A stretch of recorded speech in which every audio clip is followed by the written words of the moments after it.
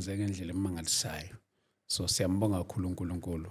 Babaxaba, sibingelele. Amen. Ninjani man of God? Siyabingelela. Baba la ekhaya. Kwasiba likhulu. Unyaka nomusha 2025. Konje musha lo nyaka bese ngathi sabonana. Sagcina ngaloya nyaka umdala. Siyabonga kakhulu noNkosi. Before singene kwingxoxo yethu namhlanje ngingathanda ukuthi mhlambe ke sivule ngomkhuleko because ingxoxo yami nawe ayikho ordinary. It's more of warfare. So yeah, we need God's guidance. We need grace kaNkulunkulu ngendlela emangalisayo.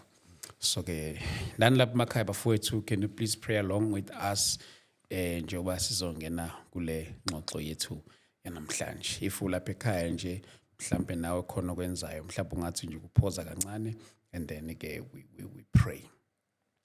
Baba, egameni lika Jesu Kristu waseNazaretha, we thank you Father uNkulunkulu wethu engcwele ngegama lika Jesu Kristu waseNazaretha.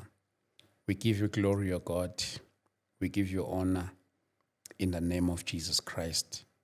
Through the waves, uNkulunkulu wethu engcwele ngegama lika Jesu Kristu uyayenza nentando yakho. Baba wethu ophilayo, siyakubonga uNkulunkulu, wena wedwa ongaphelelwa ngamandla, wena wedwa ongenacala. uNkulunkulu wethu onamandla onke, siyabonga Baba wethu omuhle, uNkulunkulu wethu omuhle kakhulu. Baba wethu siyakubonga Baba sesongena nakule ngxoxo. We pray Baba for umbukeli uNkulunkulu onamandla ngegama lika Jesu Kristu waseNazaretha. We pray for the transformation. We pray, oh God, whatever that the enemy is planning against us, in the name of Jesus Christ. Ngegama lika Jesu siyamhlulekisa omubi, siyamqalekisa omubi ngegama lika Jesu Kristu waseNazaretha. Baba wethu ingcwele, uNkulunkulu wethu omuhle, yenza intando yakho ke Nkosi nakulesi sikhathi.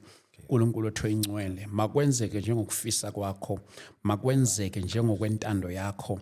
Wena wedwa uNkulunkulu wethu ingcwele ongahluleki futhi ongasoze wahlulwa yutho. uNkulunkulu wethu ingcwele ngegama lika Jesu Kristu waseNazaretha, sithulisa ke yonke imimoya emibi uNkulunkulu wethu omuhle emelana nabantwana bakho ngegama lika Jesu Kristu waseNazaretha. Omubi siyamahlulela uNkulunkulu wethu ingcwele ngegama lika Jesu Kristu waseNazaretha. We pray for our heart, oh God. We pray, oh Father, for our heart, oh God, in the name of Jesus Christ. Cleanse our heart, cleanse our spirit, in the name of Jesus Christ. To hear your word, to hear the good news, in the name of Jesus Christ. Father God, we repent in the name of Jesus Christ from all our knowing sins and unknowing sins, oh God. We come before you. Speak to us in the name of Jesus Christ. We thank you, Lord. In Jesus' mighty name, amen. Amen. Nonkosi, siyabonga. Siyabonga kakhulu. Sibonga ngomkhuleko. Siyabonga kakhulu, man of God. Amen. uNkulunkulu sebenza kakhulu Nonkosi ngawe. Ngiyakhumbula ukuthi I've been receiving calls left and right. Ngingathanda ukuthi ngicabanga ukuthi the last episode mina nawe sayenza iyona le washi number yakho kuyona ne? Noma ngingasakhumbuli kahle ukuthi leyo noma kodwa ngiyakhumbula khona ngeke ngayishiya. Mhla uyishiya ngoba ngiyakhumbula okokuqala asangisishiye. Yeah. Ngicabanga ukuthi yayiyo leyo kugcina wase ushiya inamba yakho khona. Yeah. Kube njani ukuthola ama calls from different people? Ngiyazi ukuthi abanye bangifolela ngenhloso engafani.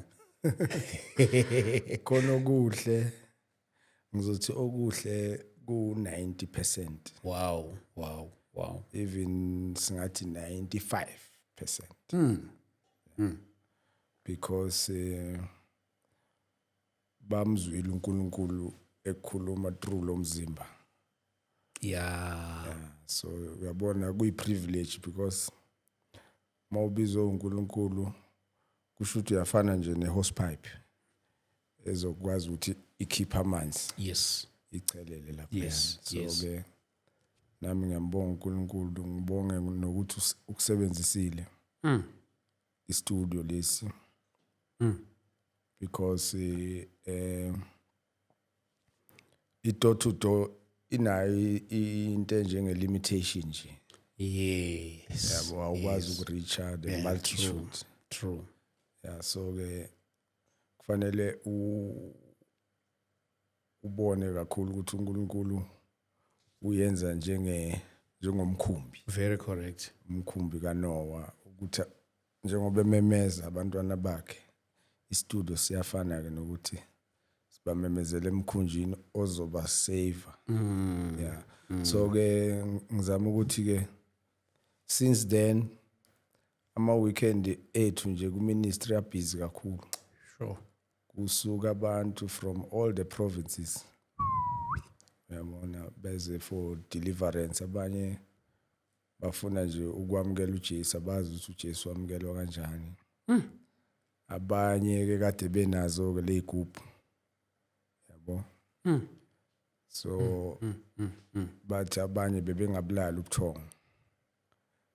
Mayisibuka isigubhu asibone ukuthi hayi bekungafanelanga sibe la. Yes. Omunye nje uthi kuze kwaba unkosikazi wakhe kuze waba nephupho. Sisodwa isigubhu kodwa unkosikazi ephushweni usibona uyibona ziwu3. Sure. Yabo. And akakasifaka endlini usasigubhela ehlathini uqeda ukusilanda. Sure. uNkulunkulu abonise umama. So bese kushothi ukuthi siyongena endlini. Yabo. Kodwa manje waqala waphika. Ukuthi mayeyibuza ukuthi wayathi ziwu3 ngoba sisodwa.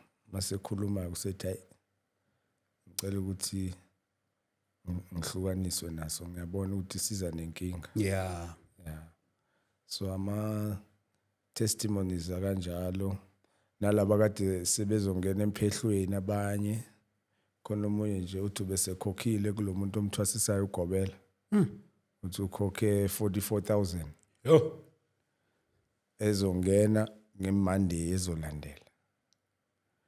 Wathini ke mayithola le message wathi hayi usengamana idla ugobela ngisayi lapho. Uzongixolela.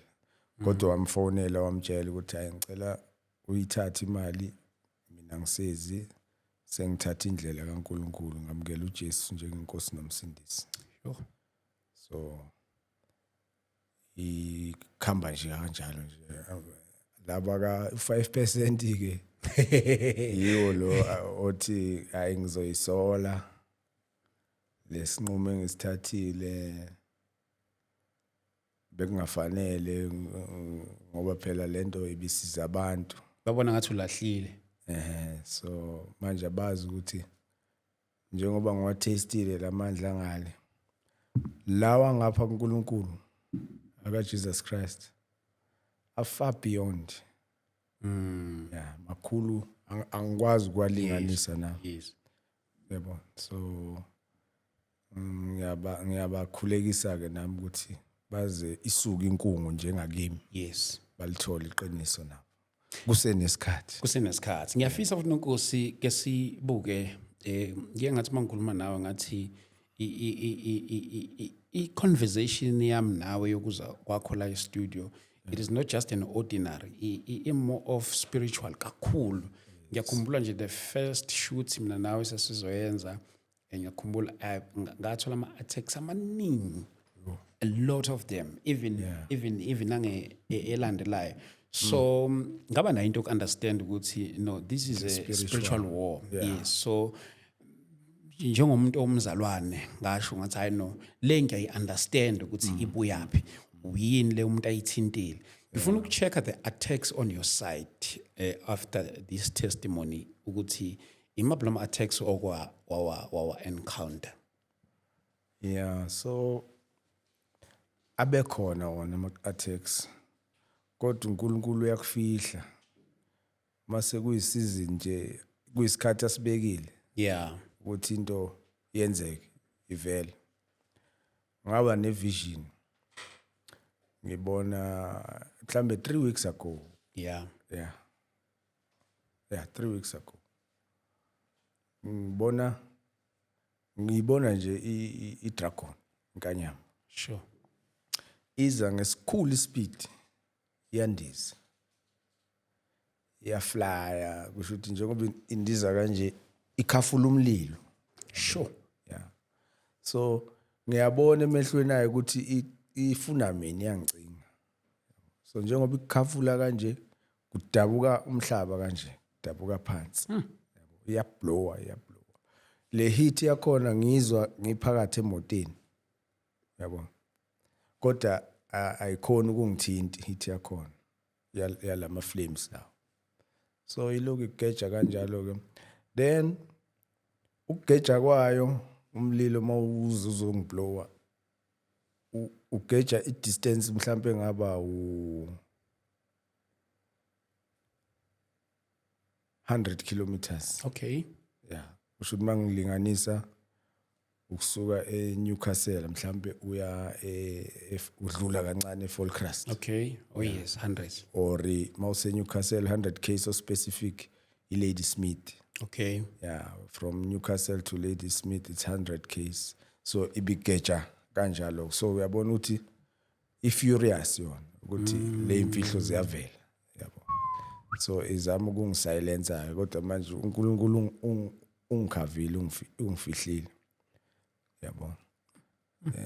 Then ke immediately after 2-3 days kwaba nama weather alerts lapha ku notify ngokuthi kuzoba nestorm, kuzoba nama floods. Ngikhumbula yes. Yeah. Indeed kwaba kanjalo. Imvula yakhona yaqala from Thursday. Yanetha up until Sunday, Monday. Yabo. So njengoba siqale ngokuthi kunabantu abeza from all provinces. Ngokwe red alert lo ukusho ukuthi kuzoba nama floods. Bekufanele ngaba akumove umuntu. Yabo. Kodwa abantu beze kunjalo. So intention yayo le nkanyamba le ibizovala iNewcastle. Oh. Yabo ukuthi kuma entry points onke kungangeneki because of ama deliverance enzakalayo njengamanje. Yabona so kusho ukuthi uyaluza. Yabona baningi abantu abaluzayo kade esehleli comfortable kubona. Yabo. So ke kwaba ama storm njalo yanetha kwasho ukuthi ke ngoba uNkulunkulu ukubonisa before. Yabo. We were praying against the floods. Yeah. Noma enzekile kodwa enzeke nje ama minor cases. Yeah, angakhoza izinto ezimbi. Yeah, bekhambeka.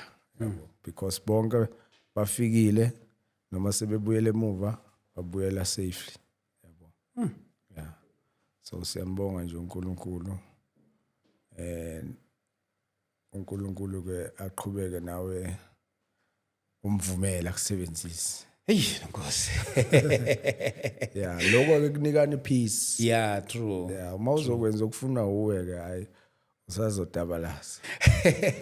Ngoba wenza ngeeffort yakho. No, Lord, hey umuntu wenza yazi ukuthi kubantu kulula nje ukukhuluma nokugxeka nokwenza yonke lento not knowing the sacrifices that you make, the sacrifices amanye that even cost you not even financially nje that even cost your life ekuthenini ukwazi ukudlulisa umlayezo yazi ukuthi nonkosi mina kune story told uyasicover la. Yeah. Uthi uma ubuyele endlini ungakwazi nokulala ama attacks ungakwazi nokulala nje at all kuvela ube ngathi usiqala phansi usiyamlala kube ngathi manje lento ebeyikhuluma usuyibona live. Okay. Uyibona manje iyenzeka you know. So abantu kube lula kwesinye isikhathi umuntu ukuba ukuthi but angibablame nami. Yeah, so kubalekile ke ukuthi every time before uza la fanele i-effort ingabe more physical. Yeah. Ibe more spiritual. Yes. Yabo. And then noma usuqeda la. Yabo. Sekufanele uyoflasha manje. Yeah. Yabo. Uyoflasha spiritual. yabo ngoba mawuvala amehlo ubona iyakutshela iHoly Spirit ukuthi flash angithi uzibona zidlala zithi yabo so you need to ukuthi ukuflash out ke manje because kuzoza emzimbeni phinde futhi kulethe inkinga ke manje entweni eqondene nawe yabo so ke asekho isikhathi sokuthi ayimele ngilale Yes. ngikhathele umzimba ungawulaleli umzimba ungawulaleli ufuna ngenza example kanjani uyambona uJesu Yeah. mawufunda ngaye Yeah. uJesu iBhayibheli lithi nje ubequba nje ukulala kwakhe yabo yeah isikhathi esiningi ubespenda ngeprayer Yes. Yes. so mhlambe iyo singa Okay. angazi ukuthi wena ke uthandaza isikhathi singakanani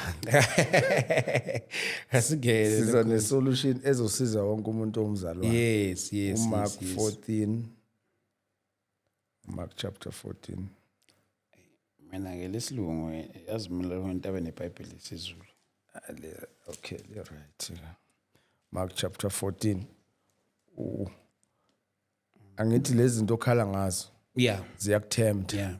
ukuthi ungagcina uhluthukiile ungagcina ukhulume kabi ungagcina ushaya umuntu Correct. kuthiwa umfundisi useshaya umuntu Correct. Yes. Kubeka kuyikhona nje nawe. yeah so ke Mark 14. Mark 14 uverse 37 no 38 37. Okay. yeah so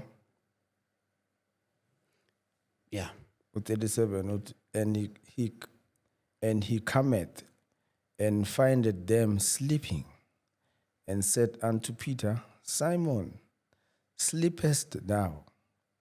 Could you not watch 1 hour? Lam lithi then he returned to his disciples and found them sleeping. Yeah. Simon, he said to Peter, are you asleep? Couldn't you keep watch for 1 hour? Yeah. 38. Then 38, watch and pray so that you will not fall into temptation. The spirit is willing, but the flesh is weak. There is work.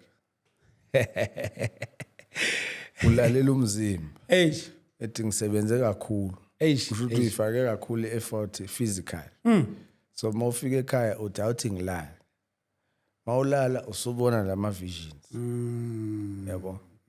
Because ulalela umzimba, spirit asilele. Yabo. So that is why the spirit is willing, but the flesh is weak. Yabo. So kufanele thina bazalwane born again yonke into yethu siya deprogramma ngendlela esikhule ngayo. Yeah. Upbringing yethu yonke beyi physical. Siya deprogramma ke manje. Siqala spiritual because life is in the spirit. Yes. Yabo. So ke la uthi ke ukhuluma ngo 1 hour. Yeah. So that you won't enter into temptation. The discussion yethu njengamanje it's about ilingo. Yes. Bakulinge kakhulu. Yabo. Abanye bekhala nango comment section. Yes. Angithi uyabona ukuthi leyo comment section inama temptations. Uyalingwa. Yabo. So uthi Jesu advise ke so that you won't enter Into temptation. Pray at least 1 hour. Minimum. At least 1 hour. So how many Christians akwazi ukuthandaza for an hour? Which is made at least 1 hour. Ngoba bathole belele. Vele namanje abazalwane bayalala. I think because we need to talk about this. Thina abazalwane ikakhulukazi preachers, we tend to be so good into talking about prayer. Yeah. But uma sekumele si-practicalize prayer, abazalwane they no longer pray. Of course. Yeah, so the problem ikuphi ke teaching teaching iyashoda ku body of Christ yabo.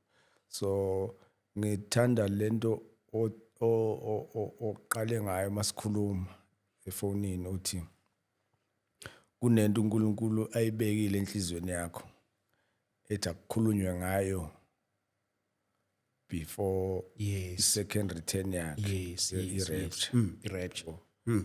It's something a prophetic uNkulunkulu kade highlighter la enhlizweni ekunikeza ama flashes ayo yabo.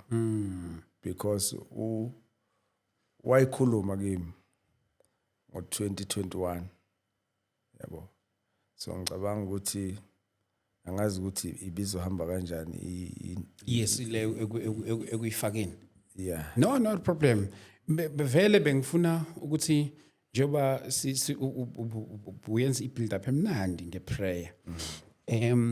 Njoba sizongena kuyona. Ngiyafisa umuntu khona umuntu uthatha mhlambe akusikudala esinisiwe. So mawukhuluma nge-rapture kuyena mhlambe uconfused ukuthi yini. So mhlambe mathiwa siyilanda kwi-foundation ekutheni masuke sikhuluma nge-rapture sikhuluma ngani and then ke bese singena kuyona into details.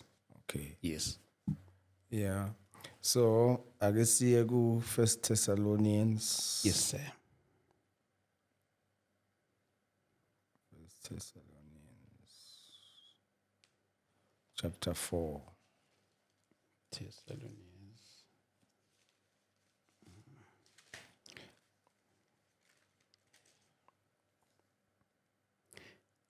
Chapter or first. Yes, 1 Thessalonians Chapter 4. Okay. Verse 14. 14 to 18, yabo? Yeah, 14 to 18.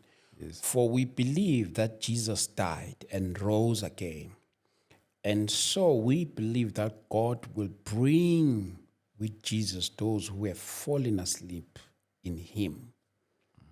And 15, according to the Lord's word, we tell you that we who are still alive, who are left until the coming of the Lord, will certainly not precede those who have fallen asleep.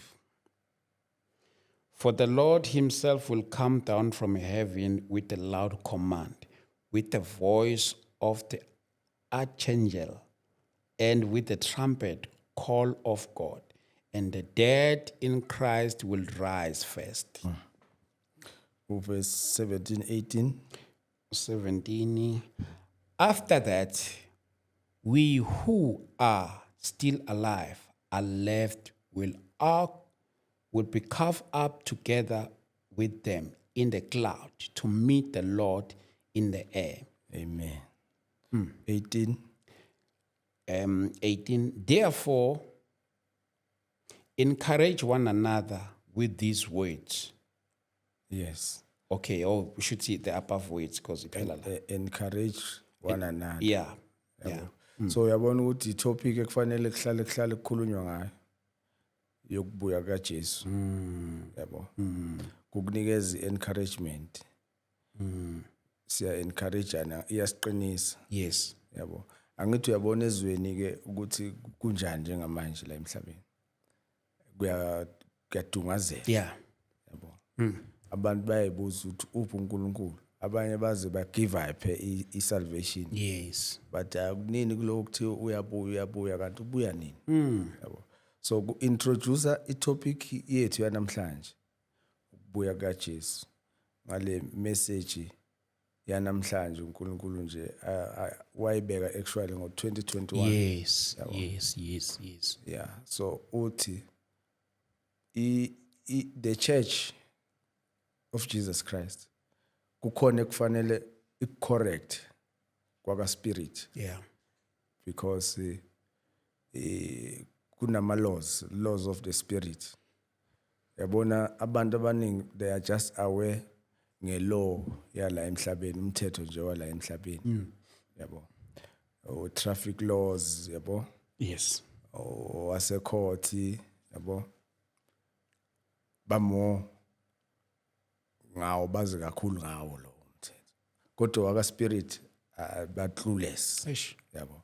So ke uNkulunkulu ke uzuveza ke lento yokuthi ke as the body of Christ njengoba mayethi lapha kuverse 15, for this we say unto you by the word of the Lord, that we which are alive and Yeah. remain unto the coming of the Lord shall not prevent them which are asleep. For the Lord himself shall descend Eish. from heaven with a shout, yabo, Eish. with the voice of the archangel and with the trump of God, and the dead in Christ shall first arise. Then we, nangoke ile part, then we which are alive and remain shall be caught up together with them in the clouds. Uyabona ke ngenye version or ngelinye igama mhlambe ku dictionary Yeah. lithi we shall be enraptured. Sizohlwitheka. So le gama le rapture ke libuya la ku verse 17. Okay. So ke uJesu uthi ke fanele abuye manje, yabo. Ukubuya kwakhe ngicabanga ukuthi umzalwane obengayi-understand i-rapture nje ngalama verse Use unayi clue unayi yeah. clue ne lo osithi mhlawumbe usanda kusindiswa uzwa nje abazalwane baloku bekhuluma nge-rapture. So ke then usesindisiwe ke sisindisiwe sonke, right? Mawufunda uRomans chapter 5. Okay. I encourage lapho bazalwane bami, have your Bible. Have your Bible lapho even a notebook nje ubhale. Romans 5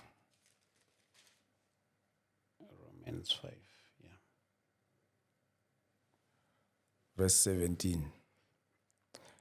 Okay. Nange ngibalekela.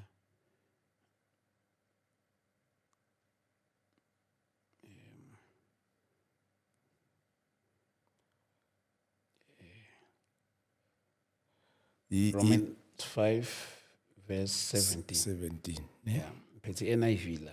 Okay. Yeah. For if by the trespasses for the one man death reigned through that one man, how much more will those who receive God's abundant provision of grace and of the gift of righteousness reign in life through one man, Jesus Christ? Rain. Hayi lo wemvula. No. Lokubusa. Rain wokubusa. Yeah. Yabo. Laba abathola insindiso. Banikezwe igift ye righteousness. Yeah. Yabo. Yeah. So uthi, for if by one man's offense death reigned Yeah. by one. Yabo. Much more they which receive abundance of grace and the gift of righteousness shall reign in life by one Jesus Christ. Shall reign in life Yeah. by one Jesus Christ. Yeah. Is the church currently reigning in life here in South Africa? Uthi liyabusa na. Itholile salvation through Jesus Christ. Yeah. So are they reigning according to the scripture now? Ngoba ibona abakhala kakhulu. Ibona bathi how come abantu abangasindiswanga kube ngathi ibona into zabo ziyaflow. Yeah. I see on that dimension. Yabo. So ke ilento ke ethi ke uJesu ke as a church of Jesus Christ emhlabeni kakhulukazi la eSouth Africa, we need to correct leyo nto leyo. It seems like death is reigning. Lo death with distraction. Yabo. Yabo ukuthi kwenzakalani nge-youth. Yes. Ama-drugs everywhere. Yabo. Yonke into i-system ya-collapse, amakhampani afuna ukuvala. There's a law erulayo njengamanje in the spirit. Abazalwane abayi-enforceayo nge-ignorance. We are supposed to be reigning. uChrist mayebuya uthi ke yena akakwazi ukubuya ezolanda a defeated church. Yabo? Fanele abuye ezolanda a reigning church yeah ibandla elibusayo elibusayo. yeah So ama-Christians, those who believe in Jesus Christ, they should stop voting for the satanic government. Eish. Yabo, ama-votes abo a-activate this law. Asiye ku-Romans. cishe ngathi njenge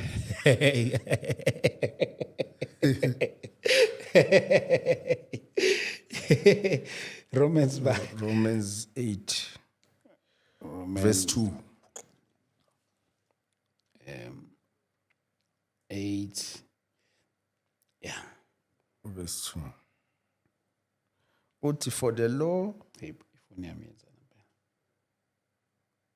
law of the spirit of life yeah in Christ. Yabo? yeah The law of the spirit of life in Christ Jesus has made me free from the law of sin and death. Kusho ukuthi siyaqala sithi this is the law of the spirit. Yabo? Bese the spirit of life has made me free yeah from death, the law from the law. Then bese la uthi ke from the law of sin and death. Abazalwane ke lento kufanele icorrecteke, those who believe in Jesus Christ. Mabe vota ivote yabo, umuntu ozoba i-president akekho kule covenant of life in Christ Jesus. Yabo? So njengoba engekho lapho akasebenzisi the Jesus Christ covenant. Yabo? Mawuya ku Isaiah chapter 9 verse 6. okay So currently South Africa is captured. Siyayizwa le language ethi state capture. Kodwa South Africa is captured by the devil. Yabo? I-throne kaSathane ikhona la South Africa. it's ruling It's ruling. Yabo? And thina sithi si belong to Jesus Christ. God ivote yethu sinika the satanic government to rule to rule. Then how are we going to reign in life? Eish, my dad Because this law of death and sin, the law of death and sin, yiyo eyenza ukuthi abantu bacommit more sins. Yabo? Aware ukuthi bangafika i-president la kwakho, yeah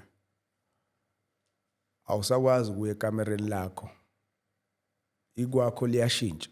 yeah Yabo? yeah Liyashintsha ikwakho, awukwazi ukumuva without i-permission ye-security cluster. Fanele bakuseshe kwakho. in your place you cannot move Yena kodwa angafika nabantu abathandayo bemphelezele, as long as be approved, i-list i-cleared, security cleared, they are allowed to come into your house with him, but not by your approval. Yabo? but they are coming to your place Yeah, not according to your yeah approval. yeah When you approve nje ukuthi hayi akeze upresident, kodwa le host ahamba nayo awuna say ngayo. my dad Yabo? So that is what is happening currently like South Africa, because the satanic government is ruling. Abantu, they experience the law of sin and death. Kuyafiwa, kuyagulwa, abantu ba brutal, babulalana kabuhlungu, yabo? Because le law siya enforce athi. Sifika standards bese mase siyovota. It's a law in the spirit. Siyenza legal. Ngo ex wethu. Ukuthi death should reign. sin should reign because the satanic government is in power, is ruling. Yabo. So Okay. Buthe uIsaiah Isaiah 9 verse 6. yes 9. And bengithi zokubuza futhi nalombuzo nonkosi but later you'll attend to it. Uyabona nje abantu bebulalana la eMzansi mhlambe befuna ukuchecka nje ukuthi in a spirit what does it mean, but for now let's just focus kuyona le. In the spirit, what does it mean? Angithi that law of death is active. Active. That law of death, that law of sin is active in South Africa. That's why mangikhuluma nge-host efika no-president. Kusho ukuthi wonke ama-demon abelonga kuSatan ane-legal right yoku-operate freely because ku-list they are cleared. Yeah. Yabo? Yeah. Angithi ubonile mangithi mina ufika kwakho upresident. Kodwa awunasay ngegroup azofika naye. Yes. Wena uvumele yena. Kodwa kufika bonke Ish. laba abayi-host yakhe. Yabo? So kuza kanjalo ke. That's why ke ku spirit lama demon lawo athi owethu lo government ophethe South Africa. Kusho the satanic kingdom. Ithi owethu. So ke bayachanasa. Hey madoda.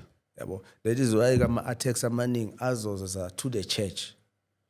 Because our correct loka ignorant kade washo Isaiah chapter 9 verse 6.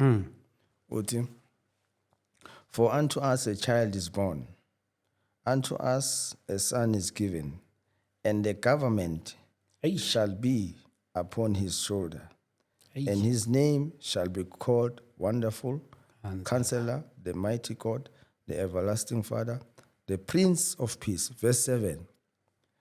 Of the increase of his government and peace there shall be no end.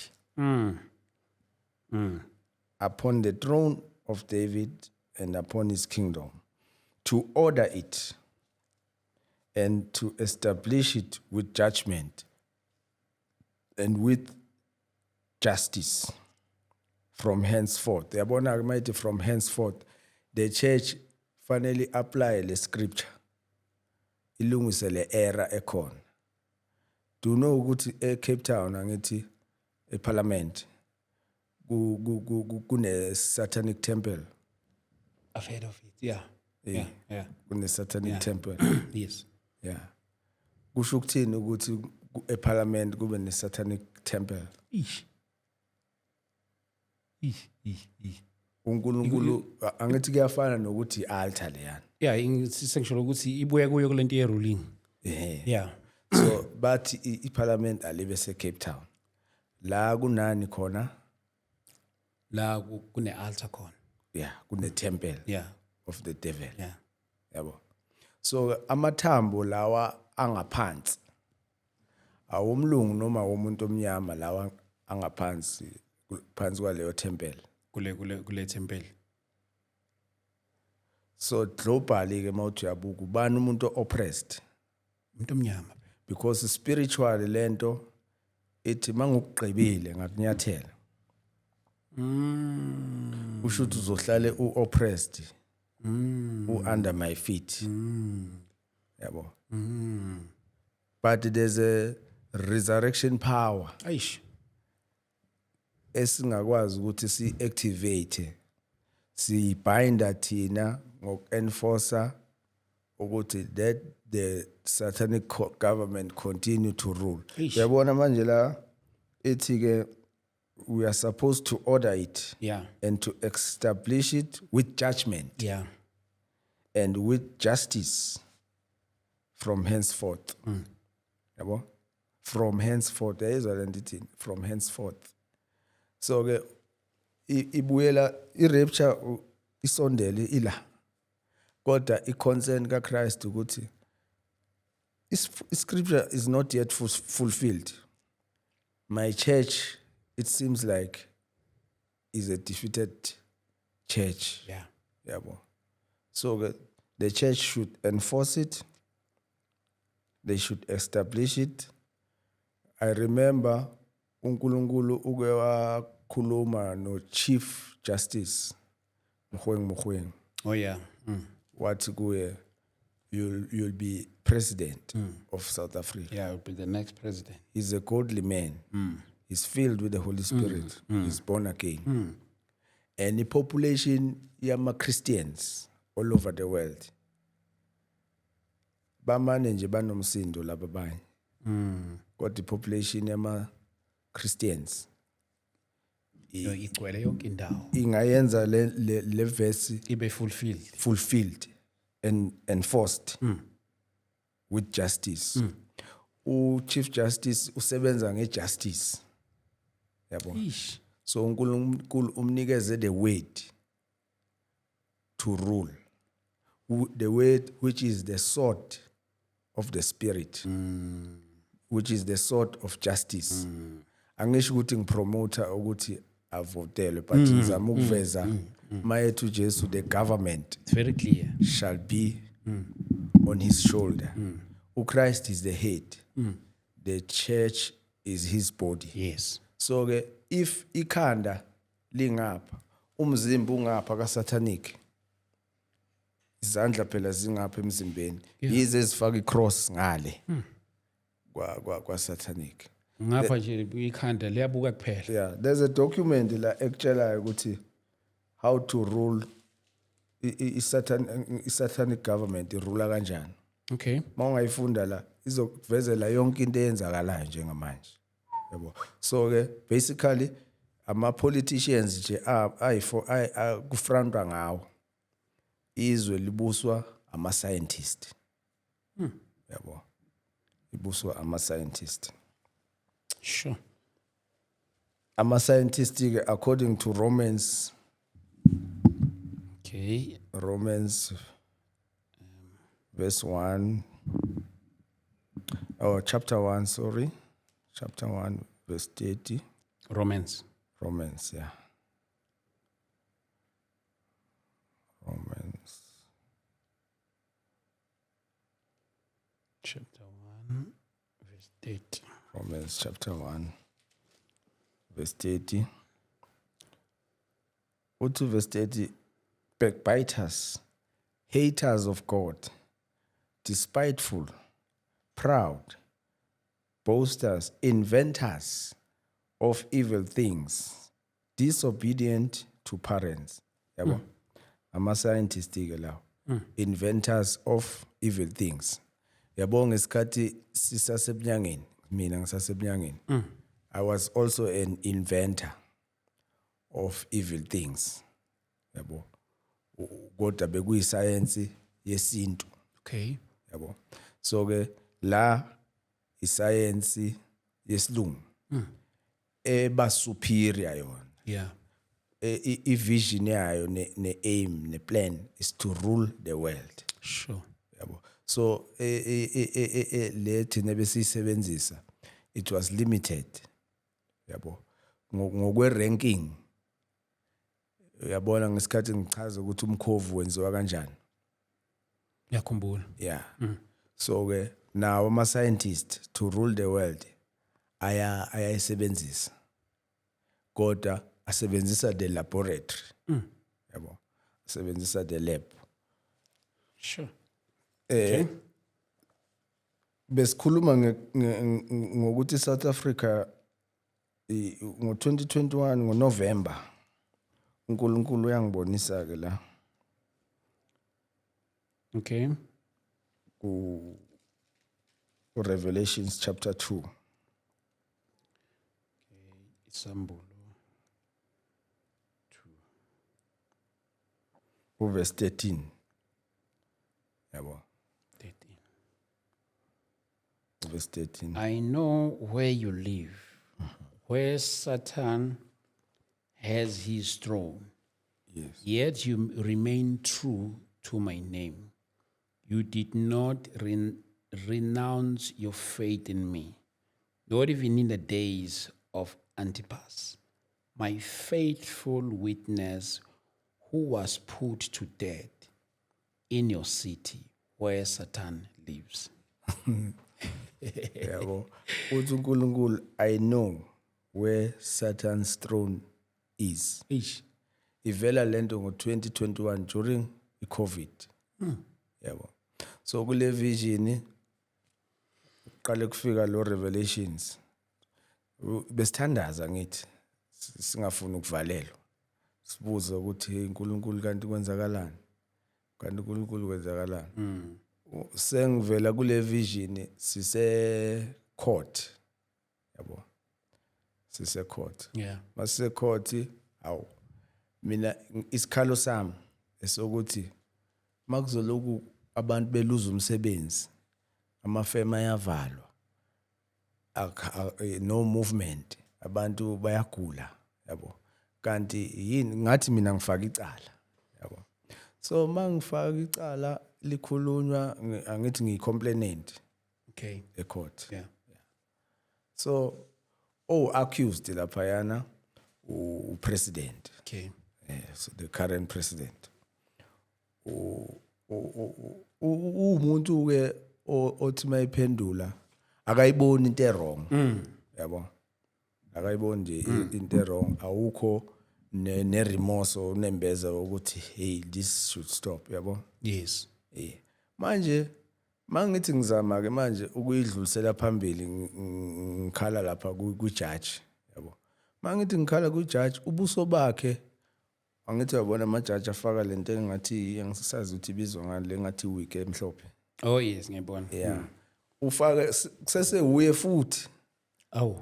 nase uyi-judge manje kodwa ufake lelo mangibheka ubuso how uyi-judge accused ayingivele ngibone ukuthi angeke ngiyithole ijustice kule court Isithona the same person. yeah angikhaleli mina mase ngikhalela the nation yabo kodwa there's no justice la yabo ngisawonderisha kanjalo ngizubhlungu nje ukuthi there's no justice bese kufika ivoice ethi ngizivoice ethi he is cloned isho ka 3 he is cloned he's cloned yabo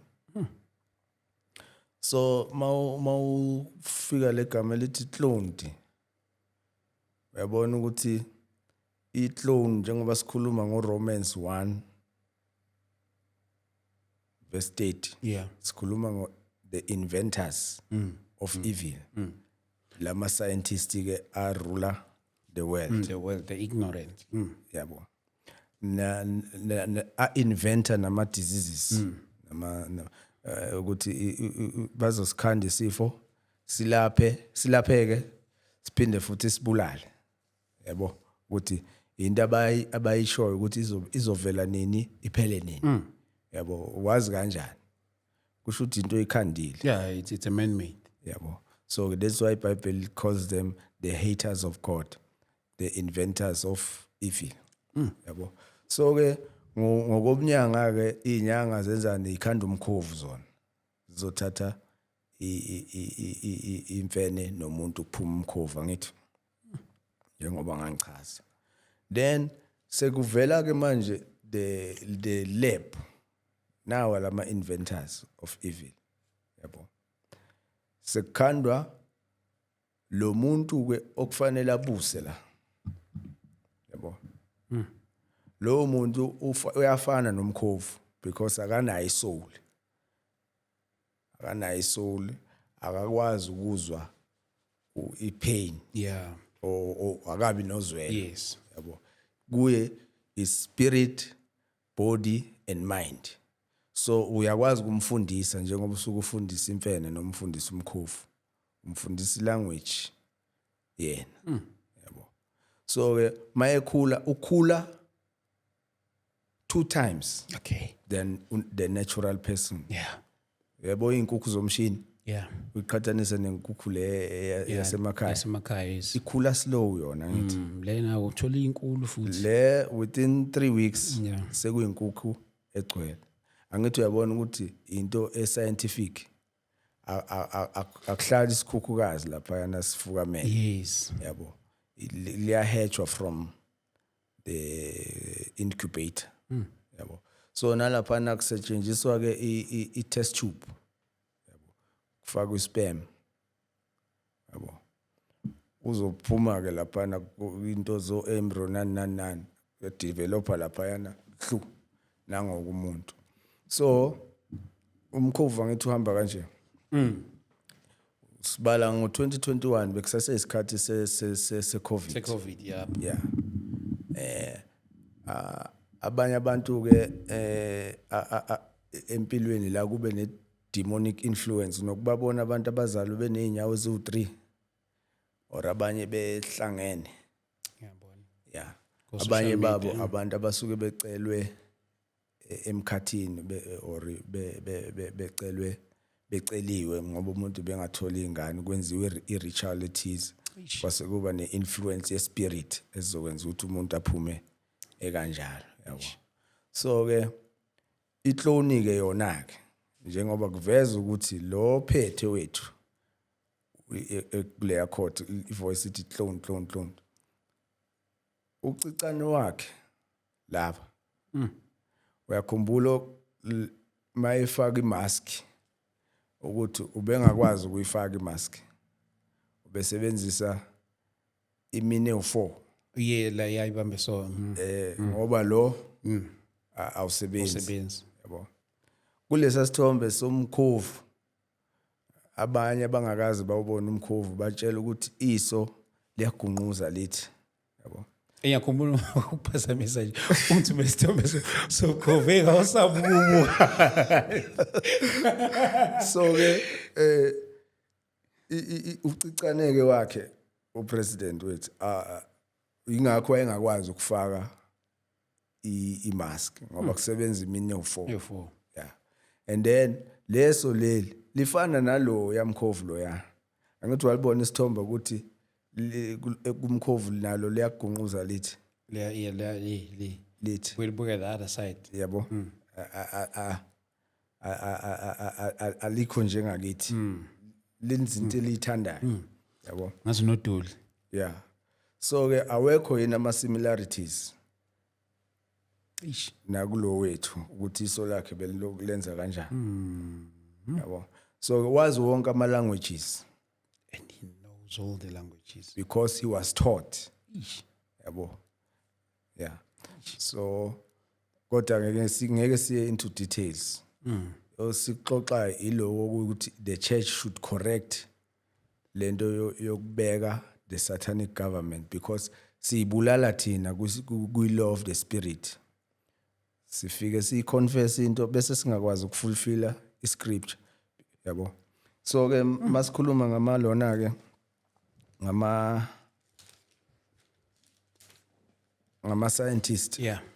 the rulers of the world basebenzisa into eyayenziwa uSolomon angithi lento ihambisana nefame nepower they are hungry for power they are hungry for wealth yonke into bafuna nje ukuba in charge yabo so ke ngezikhathi zika Solomon uSolomon wayenjalo yabo lithi iBhayibheli according to First Kings Okay, First Kings. chapter 10 verse 23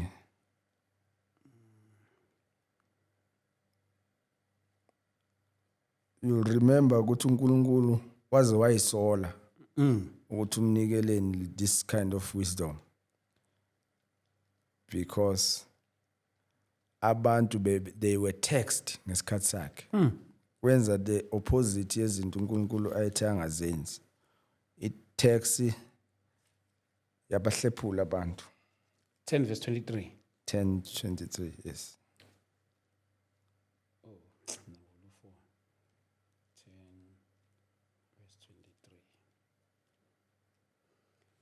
King Solomon was greater in riches and wisdom than all other kings of the earth. yabo The whole world served audience with Solomon to hear the wisdom God had put in his heart.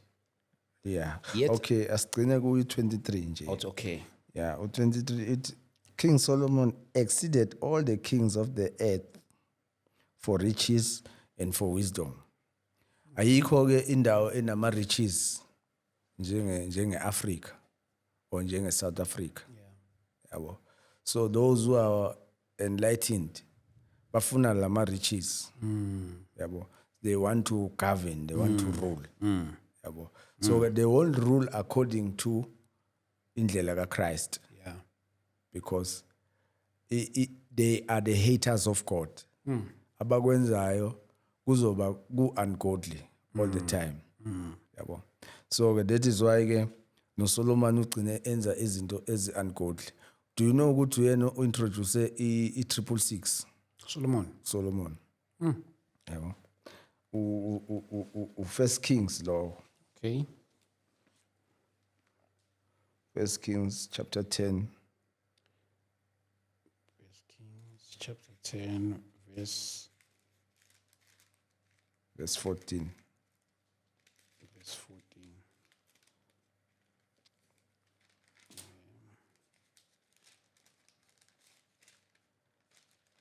Chapter 10, verse 14.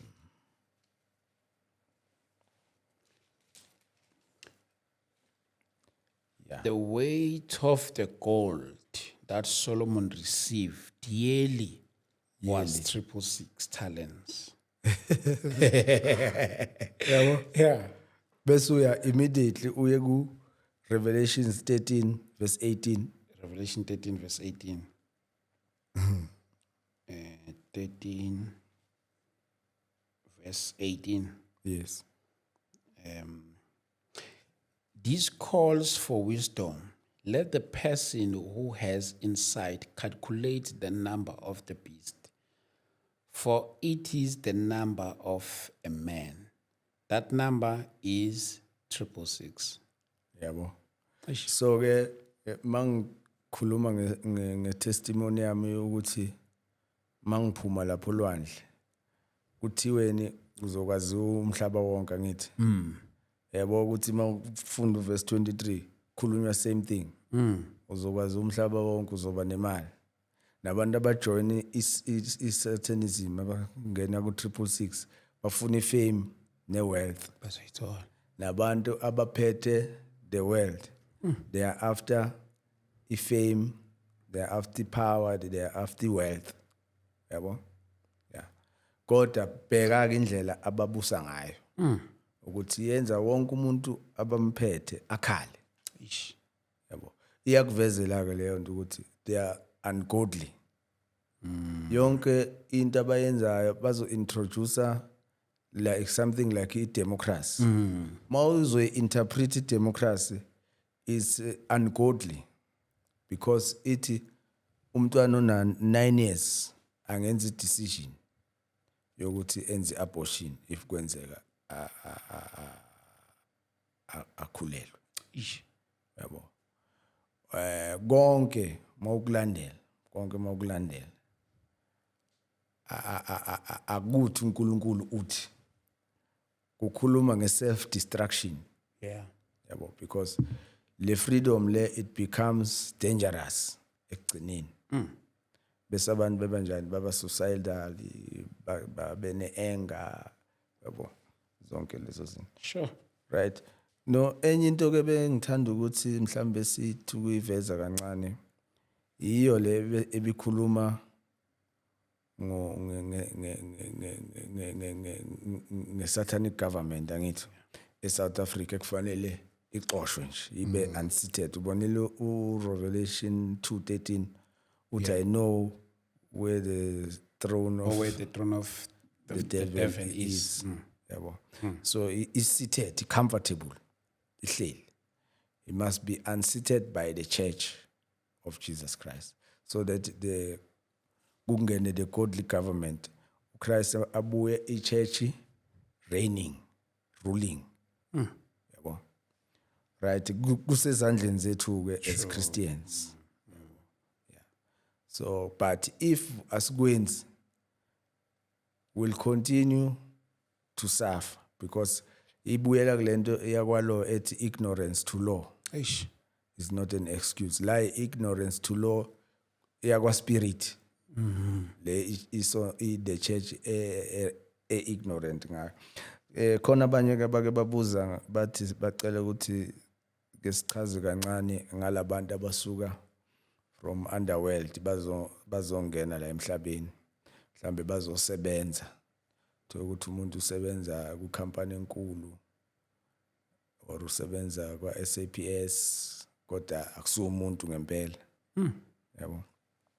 Siye ku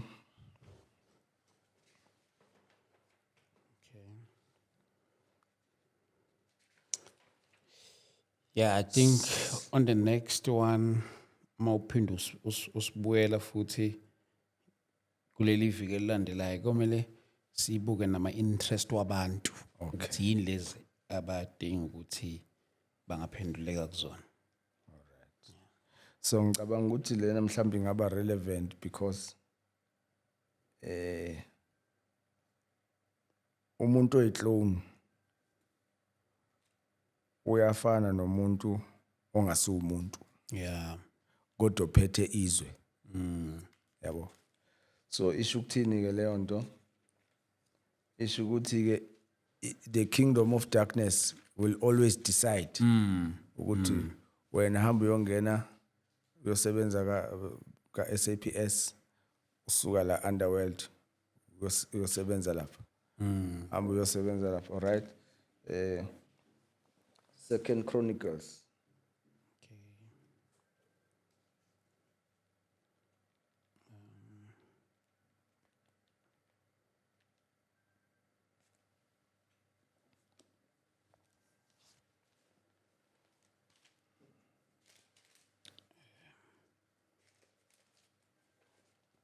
Chapter 8.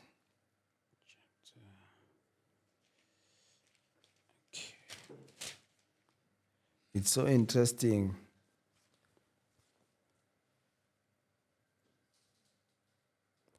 It's so interesting ukuthi ke iBhayibheli liyasitshela ukuthi bakhona labantu. Chapter 7.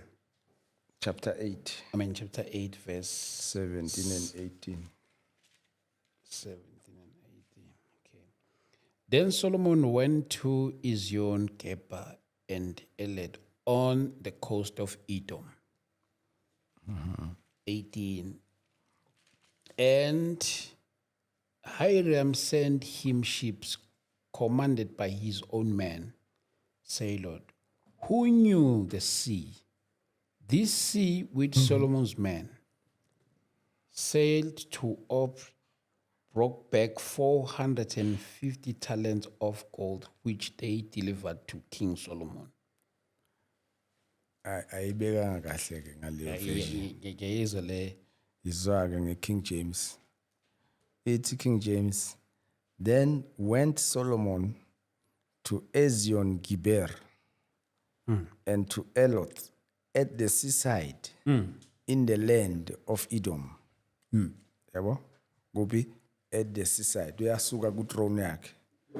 Uyovakashela ngasolwandle. Seaside. yazi nonkosi ukuphazamisa ngiyabona uproducer wami yangisayinela la Isikhathi. due to isikhathi ngicela ukuthi siphoze la siyiqhubeka next week. Okay. Le ile sivele singena kuyona nje next week directly. Okay. Bafowethu lapha emakhaya siyaxolisa kakhulu ngesikhathi niyazi manje suke sihlele nonkosi lana isikhathi nje sivele sibaleka ngazi njengani. Ngicela ukuthi next week same time sibonane khona la sizoyiqhubeza. uNkulunkulu anibusise anigcine. Amen. Amen.